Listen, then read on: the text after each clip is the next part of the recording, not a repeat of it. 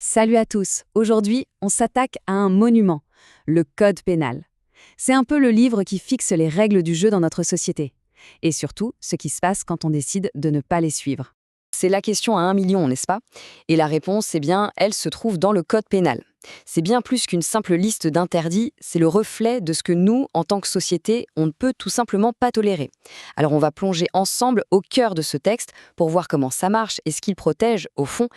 Alors, pour y voir clair, on va explorer ça en plusieurs temps. On commencera par son rôle de garde-fou. Ensuite, on va décortiquer les trois grands piliers qui le soutiennent. D'abord, comment on mesure la gravité d'une infraction, puis le vrai but de la sanction, et enfin, la question super importante de la responsabilité. Et pour finir, on verra que ce code est loin d'être figé dans le marbre. C'est parti. Alors, son rôle essentiel. Le code pénal, il faut vraiment l'imaginer comme le garde-fou sur le bord d'une route de montagne. Son but, c'est pas de nous empêcher d'avancer, non, c'est nous empêcher de tomber dans le ravin. Il trace la ligne rouge, la limite claire entre ce qui est acceptable et ce qui met en danger tout le groupe. En gros, sa fonction est double. D'un côté, il définit très précisément ce qui est interdit. C'est le fameux principe de l'égalité. On ne peut pas être puni pour quelque chose si ce n'est pas écrit noir sur blanc dans la loi. Et comme le dit l'adage, nul n'est censé ignorer la loi, donc tout est public. De l'autre côté, pour chaque interdit, il y a une sanction qui correspond. Finalement, le but de tout ça, c'est de maintenir l'équilibre, de faire en sorte que la société tienne debout. Que ce soit pour protéger notre corps, nos maisons, nos biens, ou même les fondements de notre pays, le code pénal, c'est vraiment le bouclier juridique qui veille au grain. Ok, maintenant qu'on a posé les bases sur son rôle, on attaque le dur, le premier pilier. Parce que, évidemment, un petit excès de vitesse et un meurtre, ce n'est pas la même chose. Le code pénal a donc une manière bien à lui de classer tout ça, c'est une sorte d'échelle de la gravité. Cette hiérarchie, elle est super claire. On a 3 niveaux. Tout en bas, le plus léger, les contraventions. Pensez au stationnement gênant, bref, ça se règle souvent avec une amende. Au milieu, on monte d'un cran, les délits. Là, c'est plus sérieux. Un vol, du harcèlement. On risque de la prison, jusqu'à 10 ans. Et tout en haut de l'échelle, le plus grave, les crimes. Là, on parle de meurtre, de viol, des actes qui nous mènent directement en cour d'assises. C'est logique, plus c'est grave, plus la sanction est sévère. Maintenant, deuxième pilier, une question fondamentale. À quoi ça sert de punir? On pourrait penser que c'est juste pour se venger, le fameux œil pour œil, dent pour dent, mais en réalité, c'est beaucoup, beaucoup plus subtil que ça. Une peine, ça a plusieurs casquettes. Évidemment, d'abord, ça punit la personne qui a commis l'infraction. Logique. Mais ce n'est pas tout.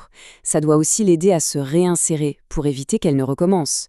Ça sert aussi, bien sûr, à protéger le reste de la société.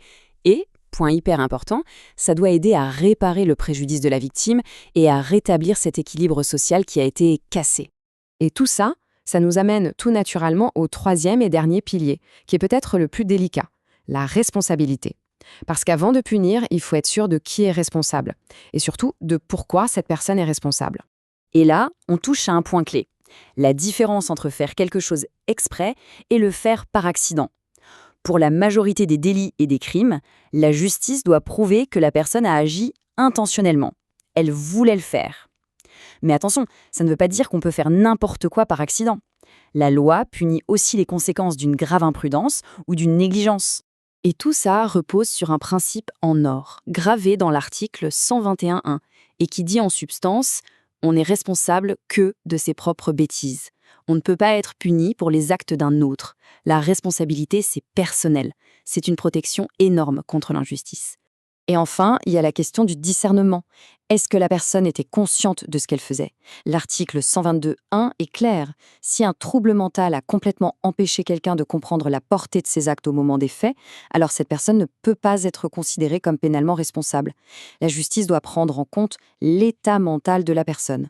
Bon, on a vu les piliers, mais on pourrait croire que tout ça, c'est un vieux texte poussiéreux et qui ne bouge jamais. Eh bien, détrompez-vous. Le code pénal est tout le contraire. C'est un organisme vivant qui doit évoluer en permanence. Il faut savoir que le code qu'on utilise aujourd'hui date de 1994. Il a remplacé le tout premier, celui de Napoléon, qui datait de 1810. Et ce n'était pas juste un petit coup de peinture, non, c'était une refonte totale pour que la loi soit en phase avec le monde moderne. Mais pourquoi changer? Eh bien parce que le monde de 1810 n'a rien à voir avec le nôtre. Comment Napoléon aurait-il pu imaginer la cybercriminalité, les arnaques sur Internet, les débats sur la bioéthique ou même le terrorisme écologique? Le droit est obligé de s'adapter pour répondre à ces nouveaux défis.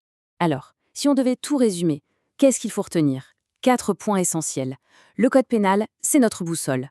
Premièrement, il définit ce qui est interdit. Deuxièmement, il classe ces interdits par ordre de gravité.